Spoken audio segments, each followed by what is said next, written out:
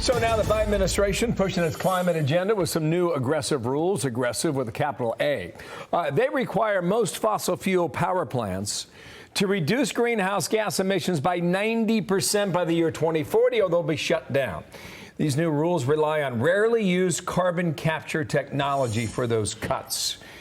Forbes Media Chairman, Editor-in-Chief Steve Forbes here on that. Hello to you, sir. Good to be with you. No wonder Senator Manchin said, I'm going to block all of your proposals on the EPA. What do you think of this idea? Is it possible?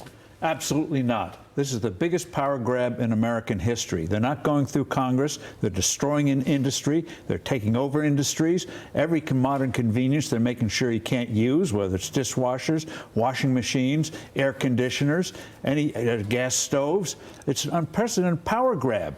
And they have no justification for it. I think a lot of these are going to go to the Supreme Court. The Supreme Court is going to do what they did with West Virginia versus the EPA and say, you want to do something big like this, like using tailpipes to wreck the auto industry, you got to go through Congress.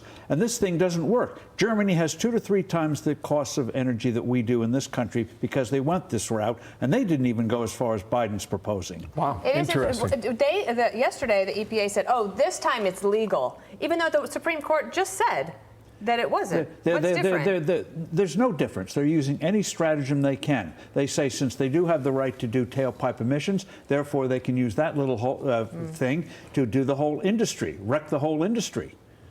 What are we doing to ourselves as a country? Historians are going to look back and wonder, where was the sun? Where was the moon? Why this hysteria? Based not on science. You go the last 20 years, we've spent the world $5 trillion on so-called alternatives, renewables. The amount of fossil fuel energy in the world has gone from 86 to 84%, 2% reduction for $5 trillion. Imagine that $5 trillion been used for clean water, new products, new services and the like, monumental waste, and it doesn't work as we're seeing in Europe. Meanwhile, China builds a coal-fired power plant a week. And you're going to, if you try to go through this, you're going to rip up the whole Earth. Lithium, 40 times. Where's that going to come from? So let's talk about the debt ceiling now, something I know you can make interesting, actually. Okay. So they were going to meet today, and the principal players will not. James Freeman writes, the danger of trying to avoid Obama's mistakes. The White House threatens another great blunder from a misreading of recent history. So the president's not going to attend that meeting today. Might be a wise move. Perhaps there's progress being made. How do you see it? Well, the fact that he met with Speaker McCarthy after saying, oh, I'm not going to negotiate, tells you all you need to know. I think behind the scenes, staffs are starting to feel each other out about what can be done. And so but the fact that McCarthy got this thing through the House of Representatives, that gives a real clout in negotiations that wouldn't have been if he just came with a proposal. So I think you're going to see something done. And what Biden doesn't realize, if something does go bad, he, as the captain of the ship, is going to have to take the responsibility. He can't say, oh, it's their fault, that fault. He was in charge, and he fumbled badly. The other night on the CNN town hall debate, President Trump was asked about the debt ceiling, and he told House Republicans to let it go. He said that wouldn't be a political problem for them, but I don't know if that's true. But what actually happens if there is a default to everybody in America is not good, right? Or do we not know? Well, in terms of a default, the government has the wiggle room. They've got lawyers there. They can still continue to pay bills. They can still continue to pay interest on the national debt. There's no need for a default. And so if they stop paying the interest, it's because they've made a political decision, not really a legal decision. So he was saying it was more psychological than anything else. That was Trump's point the other night. Just go back to the Wall Street Journal thing here. Many Democrats believe Obama should have never agreed to negotiate with the Republicans over the debt ceiling in 2011. They believe it would be a big mistake to do so now.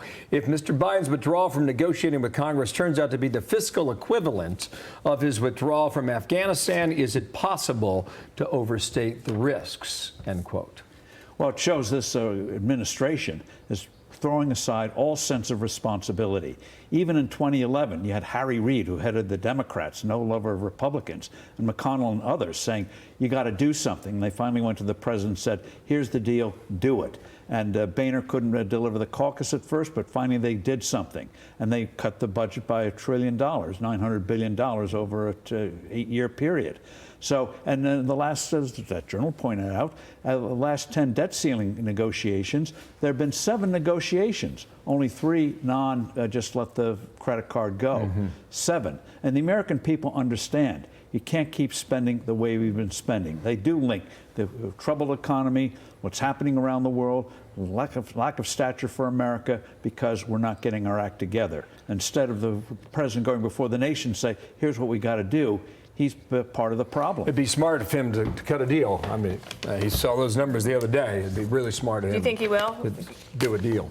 I think so. I think so too. I think so. Yes. I like the way you think. That might be the Joe Biden of 1992. We'll see. Thank you, Steve. Thank you. Nice to see you, Steve Forbes. I'm Steve Ducey. I'm Brian Kilmeade. And I'm Ainsley Earhart. And click here to subscribe to the Fox News YouTube page to catch our hottest interviews and most compelling analysis.